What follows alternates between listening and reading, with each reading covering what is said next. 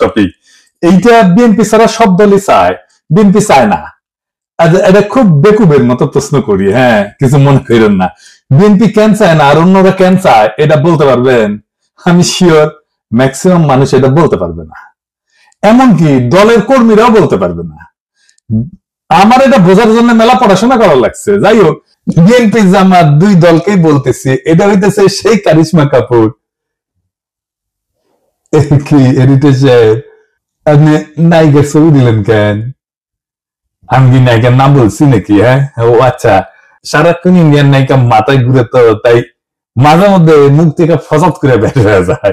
আমি এত করে কইলাম প্রফেসর ইউনূসকে যে এটা ইন্ডিয়ান নায়িকা বিষয়ক মন্ত্রণালয় ব্যানে হামাক তার উপদেষ্টা বানান, উনি আমার কথা রাখলেন না, উনি রাখলেন ভুট্টো সাহেবের কথা। যাই হোক, আলাপে আসি। এটা হইতেছে বয়ান তৈরি, ন্যারেটিভ তৈরি সেই কারিশমা। দুঃখজনক ভাবে এটাই আপনারা ফেল, লাড্ডা গোড্ডা। পাবলিকে হয় আপনার কথা শুনে না বা বুঝাবার পারেন না। এই আলাপটা উঠেছিল গত বছর আগস্টের শেষ দিকে, হাসিনা পলানোর পর। সেই সময় আমি একটা ভিডিও বানিয়েছিলাম, এই যে এটা আপনারা জানেন, আমি তীব্রভাবে জামাতের সমালোচনা করেছিলাম। আমাকে জামাতে আমি ফোন দিচ্ছেন, ফোন দিয়ে কইলেন দুঃখ করে যে দাদা আপনি আমাদের ইন্ডিয়ার দালাল বানাই দিলেন। আমি বলছিলাম যে শহীদ ভাই, আপনারা মাঝে মাঝে এমন ভুল করেন যে মনে হয় আপনারা স্লিপ ওয়াকিং করিচ্ছেন। স্লিপ ওয়াকিং মানে বুঝেন তো, যে ঘুমের মধ্যে হাঁটে, সেগুলো চেতন নাই, অচেতন অবস্থায় হাঁটিচ্ছে, তো সেভাবে হাঁটে। তা আপনারা ঘুমের মধ্যে হাঁটিচ্ছেন, আপনাদের আঘাত না করলে তো ঘুম ভাঙবি না, তাই না? যাই হোক, আজকে আমরা দেখবো আসলে পদ্ধতি বাংলাদেশের জন্য ভালো হবে কি, রাজনৈতিক দলগুলো কি বুঝে চাইতেছে আর কি বুঝে বিরোধিতা করছে। আসেন সেটা আমরা একসাথে বুঝে দেখি। আমার আগে ভিডিও থেকে দেখে আসি। আসেন, এই সংখ্যানুপাতিক নির্বাচন বিষয়টাকে আমি কইছিলাম, হ্যাঁ জামাত 10 দফা প্রস্তাব দিচ্ছে, ভালো কথা, কিন্তু এটার মধ্যে একটা খুব ইন্টারেস্টিং দফা আছে, তা হইতেছে সংখ্যানুপাতিক নির্বাচন। এটার মানে কি জানেন? মানে হইতেছে ধরেন আপনার আসনে মোট ভোট 10 লাখ, মানে মোট ভোটার আর কি। তো ইলেকশন হইলো বিএনপি পেলো 5 লাখ, জামাত পেলো 3 লাখ। এখন আবার জামাত বলবে আমাদের কম ভোট দিলেন কেন? যাই হোক, এটা হিসাবের জন্য আর কি। আওয়ামী লীগ পেলো ধরেন 1 ভোট, তাও চূড়ান্ত গণনা ক্যান্সেল হয়ে গেল, হ্যাঁ, তো জিতবে তো বিএনপি, তাই না? তো এখন যে জামাত যে 3 লাখ ভোট পেলো, এটা তো পুরাই লস জামাতের জন্য। সে বলতেছে না, 300 আসনে যত ভোট পড়বে সেই ভোট, মোট ভোটের যত শতাংশ, 300 আসনের তত শতাংশ সিট তারে দিতে হবে। তার মানে কোন সিটে আলাদাভাবে যারা জিততেছে না, তারা যদি সব মিলায় 1% ভোটও পায়, তাইলে তারা 3টা সিট পাবে, বুঝছাও? যদি 0.5% পায়, তাইলেও একটা সিট অন্তত পাবে। ছোট দলের জন্য খারাপ না, সিট বাড়ে এতে। জামাত কি ছোট দল নাকি? এবার মনে করিস যে চিরজীবন সে ছোট দল থাকবে। ওই যে আছে না সেকেন্ড ডিভিশনে খেলা, ওই চিরজীবন সেকেন্ড ডিভিশনে খেলবি জামাত। আজ আমরা দেখবো যে এই ইস্যুটা আমাদের গ্রহণ করা উচিত কিনা, করলে কেন উচিত, না করলে কেন উচিত না। তো শুনলেন তো, এখানে আর একটা বিষয় যুক্ত করা দরকার, তাই হচ্ছে এই সংখ্যানুপাতিক নির্বাচনে আপনি ক্যান্ডিডেটকে ভোট দেন না, আপনি মার্কাক ভোট দেন, মার্কাত ছাপা দেন। ক্যান্ডিডেট যায় কইতো আমার ভোট দিলে আমি আপনার ব্রিজ ভেঙে দেবো, টুকু আমি আমার ভোট দিলে আমি আপনার ব্রিজ বেনে দেবো, এটা করবে না। তবে আমার দল ক্ষমতাতে আসলে ব্রিজ ভেঙে দিবি, টুকু ব্রিজ বেনে দিবি, বুঝাও? তো এখন এই পদ্ধতি কেন দলগুলো চায় আমি কোনো অনুমান করব না, আমি ওনাদের দলীয় ডকুমেন্ট থেকে দেখাই দিব। আমি সব দলেরটা দেখাইতেছি না, আমি জামাতেরটা দেখাই, কারণ জামাতি এই সংখ্যানুপাতিক নির্বাচন চাওয়া সবচেয়ে বড় দল। তারা কি বলে এই দাবির পক্ষে আর্গুমেন্ট হিসেবে, আসেন সেটা একটু বুঝে দেখি। জামাতের সাবেক আমির গোলাম আজম সাহেব এই বইটা লেখেন 2005 সালে, সংখ্যানুপাতিক নির্বাচন নিয়ে। এখানে জামাতের সব আর্গুমেন্ট লেখা আছে। এছাড়াও আরো কিছু ইন্টারেস্টিং কথা আছে, হ্যাঁ পড়তে পড়তে পাইলাম, সেগুলো নোটটা দিয়ে রাখবো, আর সম্ভব হলে আলাপ করবো। ওনারা পটভূমিতে 3 নম্বর করাত লিখেছেন, এডিটর সাহেব দেখান, সিপি ভিউ চাইছে, এটা ওনারা আনন্দে পারলে নেট তো করেন। সিপি ভিউ চাইছে, কথা বলছে, আনন্দের আর সীমা নাই। হ্যাঁ, আরে সিপি ভিউ চাইলে তো এটা আপনাদের জন্য হারাম হওয়া উচিত, তা না? ওনার প্রগতিশীল কুরকুরানি উঠেছে, সিপিবি চাইছে, ওনারা লাভ দিয়ে উঠেছে। তারপর কইতেছে এরশাদও কইছে, সিপিবি এরশাদ কইছে, এরশাদ আর সিপিবি এই দুইটার চাইতে বড় ইন্ডিয়ান মাল বাংলাদেশে আছে নাই। তো এরশাদ আর সিপিবি একসাথে যেটা চায়, এটা যে ইন্ডিয়ার পলিসি, এটা বুঝেন না। তো তাল তলায় গেছে, এই সহজ সমীকরণ বুঝেন না। আসল আলাপে আসার আগে আরেকটা ইন্টারেস্টিং কথা দেখাই, 11 পৃষ্ঠা এডিটর সাহেব দেখান। ওনারা কইতেছেন প্রচলিত রাজনীতি হলো পাওয়ার পলিটিক্স বা ক্ষমতার রাজনীতি। দেশ গড়া আসল লক্ষ্য না, ক্ষমতাসীন হওয়াই আসল লক্ষ্য। ক্ষমতা ওনার কাছে খুবই খারাপ জিনিস। এ খোদা, আমার উঠে নাও, নয়তো দড়ি ফেলাও, ব্যয় উঠে যায়। হ্যাঁ, রাজনীতি তো ক্ষমতার জন্য। রাজনীতি জিনিসটা কি কন্ত, এটাই তো বুঝেন না আপনারা। এবং সেজন্য বলি মাঝে মাঝে জামাত রাজনৈতিক দলই হয়ে উঠতে পারেনি। জামাতের একটা ইমাজিনেশনের বাংলাদেশ আছে, আছে কিনা? আছে তো, কল্পনার একটা বাংলাদেশ দেখে তারা, তাই না? বিএনপিও দেখে, আমিও দেখি, আপনিও দেখেন। আমাদের সকলের ইমাজিনেশনের বাংলাদেশ আলাদা। বিএনপি যে বাংলাদেশ চায় সেটা জামাতের সাথে মিলবে না। জামাত যারা করেন তাদের ইমাজিনেশনের বাংলাদেশ একই, তাই তারা একটা দল করে। এই ইমাজিনেশনের বাংলাদেশ করতে হলে আপনার রাষ্ট্র ক্ষমতা লাগবে। আপনারা ক্ষমতার জন্য রাজনীতি করেন না। রাজনীতি মানেই ক্ষমতা প্রশ্ন। রাজনীতি হচ্ছে ক্ষমতা সম্পর্কের কৌশলগত ক্ষেত্র।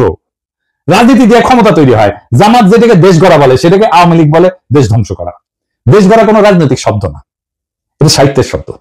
যাই হোক, জামাত বলতেছে একটা যুক্তি দিচ্ছে এই সংখ্যানুপাতিক নির্বাচনের জন্য, নির্বাচনের টাকার খেলা বন্ধ করবে সংখ্যানুপাতিক নির্বাচন। আর কোনো দ্বিতীয় যুক্তি নেই। ক্যান্ডিডেটদের টাকা খরচা করতে হয়। দেখেন, টাকা খেলা বন্ধ করার জন্য জামাত সংখ্যানুপাতিক নির্বাচন চায়। খুব সৎ চাওয়া, তাই না? আচ্ছা জামাতের ভাইরা বলেন তো, আমি বিএনপি জামাতের উদাহরণ দিব না, কারণ আপনারা তো ভালো ছেলে, সন্ধ্যাবেলা হাত মুখ ধুয়ে পড়তে বসেন, তাই না? তো ধরেন জাতীয় পার্টি, যে খারাপ পার্টি আপনাদের কাছে, তাই না? সে তো 7% ভোট পায়, তাই না? বাংলাদেশে মানে সে 21টা সিট পাবে কিনা? 21টা না পেলে 15টা পাবে, 15টা না পেলে 10টা পাবে, 10টা না পেলে 5টা তো পাবে নাকি?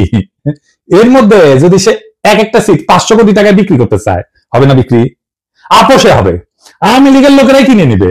মজা তো, এলাকায় যাইতে হইলো না, মারপিট করতে হইলো না, ক্যাম্পেইন করতে হইলো না, ভোট কেন্দ্র দখল করতে হইলো না, এমনকি রাজনীতি করতে হইলো না, আপনাকে এমনকি নমিনেশনও কিনতে হইলো না। শোনা যায় নমিনেশন দিয়ে অনেকে টাকা পয়সা নেয় আর কি, অনেক দল আর কি। না আমার কইলাম না আর কি, আপনারা জানেন। আপনার টাকা আছে, আপনার জিতা সিট কিনে নিলেন, নো রিস্ক, হারার কোনো ভয় নাই। ধরেন দল এলাকা ভাগ করে দিল, বললো যে এখন যে সিট আছে ওইভাবে ভাগ করলো। সেই সিট অনুসারে এই যে ধরেন বগুড়া 1 আসনে যতগুলো কেন্দ্র আছে, এখানে যদি বিএনপি জিতে, এইখানে বিএনপি কইলো যে কাউকে কোনো ক্যান্ডিডেট কইলো এই বগুড়া 1-এর এই কেন্দ্রগুলোর সিটে যদি বিএনপি জিতে, তাহলে তোমার এমপি বানাবো ওই সিটে। তুই ক্যান্ডিডেট খরচা করবে না জেতার জন্য, পারবেন টাকার খেলা কমাইতে, বরং বাড়াই দিবেন টাকার খেলা, আরো কেন্দ্রীভূত করে দিবেন। কারণ ওই পাবলিককে জনগণ ভোট দেবে না, ওই পাবলিককে সিলেক্ট করবে দলের নেতা। আর কি সমস্যা আছে? বাংলাদেশের প্রধান রাজনৈতিক দলগুলোতে তো আভ্যন্তরীণ গণতন্ত্র প্রায় অনুপস্থিত, নেতৃত্ব অত্যন্ত কেন্দ্রীভূত। এই পদ্ধতিতে, সংখ্যানুপাতিক পদ্ধতিতে দলীয় তালিকা তৈরি হবে কেন্দ্রীয় নেতৃত্বের মাধ্যমে। এটা স্থানীয় জনপ্রতিনিধিত্বকে দুর্বল করে দেবে, দলীয় নেতৃত্ব ক্ষমতা আরো কেন্দ্রীভূত করবে এবং স্থানীয় পর্যায়ে জবাবদিহিতা কমবে। দলের শীর্ষ নেতৃত্বই নির্ধারণ করবে কে সংসদে যাবে, ভোটারদের প্রত্যক্ষ ভোটের ক্ষমতা কমে যাবে। মানে এখন তো জনপ্রিয় নেতা হলে তার জেতার চান্স থাকে, তাই না? মানুষের কাছে ভালো হইতে হয়, সেটা কোনো দরকারই পড়বে না। দেখেন, আমরা অনেকে মনে করি রাজনীতি মানে হচ্ছে নির্বাচন, আইন, সংসদ, এই সমস্ত কিছু। কিন্তু রাষ্ট্রবিজ্ঞানী মুস্তাক আহমেদ একটা খুব সোজা কথা বলেন। উনি বলেন যে রাজনীতি আসলে একটা অদৃশ্য বোঝাপড়া। সেটাতে ঠিক হয় কে ক্ষমতায় থাকবে, কে টাকা খাবে, কে নিরাপদে থাকবে। এই বোঝাপড়াকেই বলা হয় পলিটিক্যাল সেটেলমেন্ট, বা বাংলায় বলে রাজনৈতিক বন্দোবস্ত। এই রাজনৈতিক বন্দোবস্ত ছাত্ররা ভাঙতে চাইছিল, আর সেটাকে তারা বলছিল নতুন রাজনৈতিক বন্দোবস্ত। বুঝলি চাও? তো এই বন্দোবস্ত লিখিত না, কিন্তু কিন্তু খুব বাস্তব। বড় বড় রাজনৈতিক দল, আমলা, ব্যবসায়ী গোষ্ঠী, পুলিশ, বিচারক, এলিট সবাই এটা অলিখিত চুক্তিতে থাকে। আমি একটু বুঝাই বলি। ধরেন রাস্তার ট্র্যাকে চাঁদাবাজি, হাটের ইজারা, ছিনতাই, মাস্তানি, ঠিকাদারি, বালু মাহাল, এই সমস্ত জিনিস আছে না, যেটি থেকে টাকা পয়সা আসে, এটা একটা ইকোনমি আছে। কে তুলবে টাকা, কে নিবে, পুলিশ কত পাবে, রাজনৈতিক নেতা কত পাবে, তৃণমূলের মাস্তান কত পাবে, মন্ত্রী কত পাবে, হাজিরা কত পাবে, এই সব কিছু সেটেলড সেই অলিখিত চুক্তি দিয়া। এটি রাজনৈতিক বন্দোবস্ত। এই বন্দোবস্তের পার্ট এমপি। সে খরচা করে, মাস্তান পালে, কর্মী পালে, পুলিশের সাথে যোগাযোগ রাখে, উকিলের সাথে যোগাযোগ রাখে, স্থানীয় মাফিয়ার উপরে, আন্ডারওয়ার্ল্ডের উপরে নিয়ন্ত্রণ রাখে। এইভাবে এই বন্দোবস্ত টিকে থাকে। হাসিনা চলে যাওয়ার পরে অপরাধ বাড়ছে কেন? কারণ এই আন্ডারওয়ার্ল্ডের উপরে যাদের কার্যকর নিয়ন্ত্রণ ছিল তারা নাই হয়ে গেছে, এখন কেউ সেইভাবে কন্ট্রোল করে না, তাই এরা নিয়ন্ত্রণহীনভাবে যা খুশি করতেছে।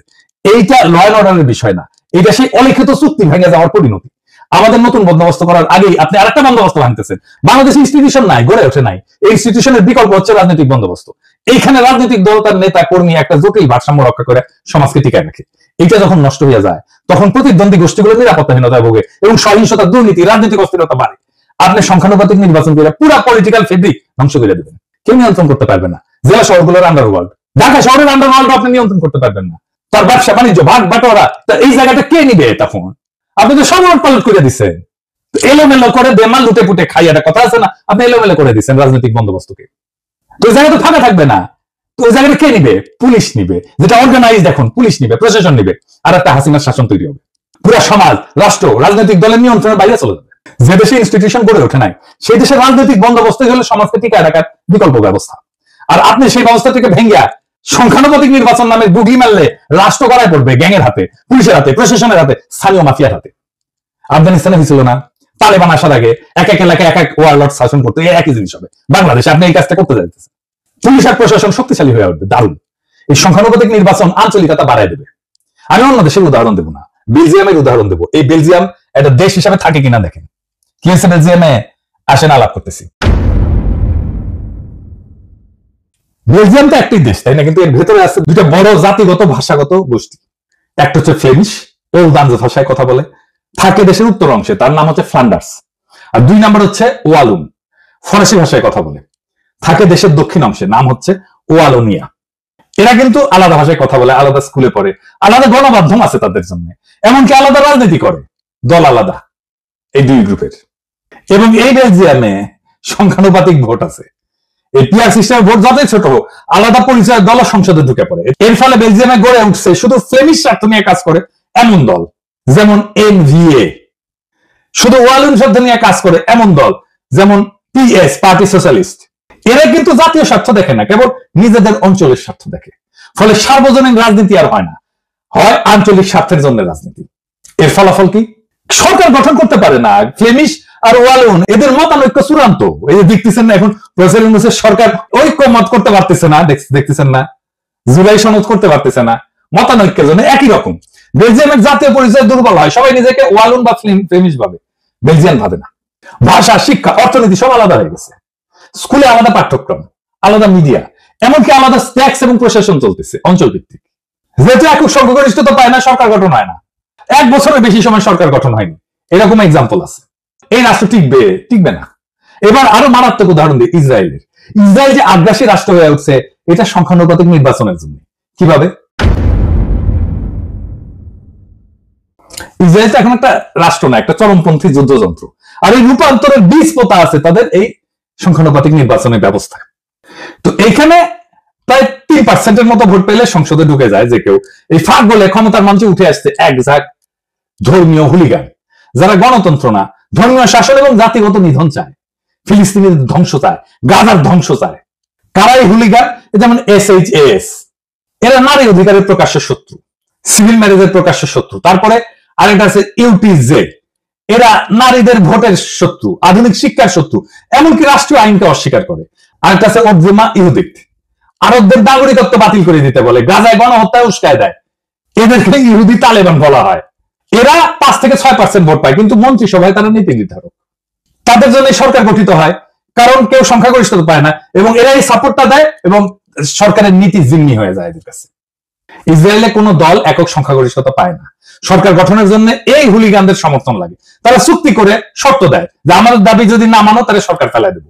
নেতানিয়াহু বাধ্য, তাকে বিচার বিভাগ ভেঙে দিতে হয়েছে এদেরকে সন্তুষ্ট করার জন্য। এই বিচার সংস্কার ইস্যুতে 2023 সালে ইসরায়েল জুড়ে ইতিহাসের সবচেয়ে বড় গণবিক্ষোভ হয়েছে।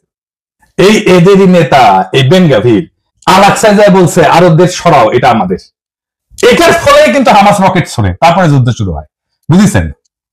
এবং মন্ত্রিসভায় যারা আছে, এই যে এই ছোট দলগুলা হুলিগানদের, তারা বলছে যে গাজায় জনসংখ্যা কমাও, পানি বিদ্যুৎ বন্ধ করো, বোমা দিয়ে তাদেরকে ছারখার কইরা দাও।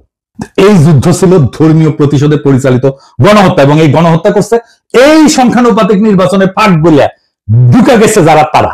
বাংলাদেশে একই ধরনের ঘটনা ঘটবে। এমনকি ইরান যুদ্ধে রাজনীতিকে বানানো হয়েছে ধর্মীয় জিহাদ। এই ওজমা ইহুদিত এরা বারবার বলছে ইরানকে সরাসরি আক্রমণ করো। এই যুদ্ধকে তারা বলছে জুইস ডেস্টিনি। কূটনীতি, আন্তর্জাতিক আইন, আঞ্চলিক স্থিতিশীলতা সব ফালতু, শুধু যুদ্ধ, আগুন আর দখল চাই এদের জন্য।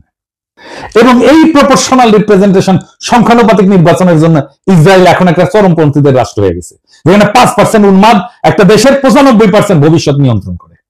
ইসরায়েল আজকে প্রমাণ যে সংখ্যাগত সমতা মানে রাজনৈতিক সুস্থতা না, প্রপোর্শনাল রিপ্রেজেন্টেশন মানে ক্ষমতা বিকেন্দ্রীকরণ না, জনগণের ক্ষমতা আর না, অনেক সময় চরমপন্থার কেন্দ্রীভবন হয়।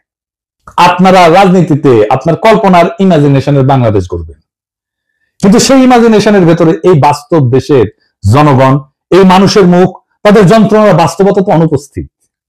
রাষ্ট্রটা কি ল্যাবরেটরির এক্সপেরিমেন্ট রে ভাই, যে একটা জিনিস তাই করব, আবার দেখবো ভুল হবে, আবার দেখবো? তা তো না। ইসরায়েলের মতো রাষ্ট্র চরমপন্থার হাতে কুক্ষিগত হয়ে গেছে এই সিস্টেমের কারণে।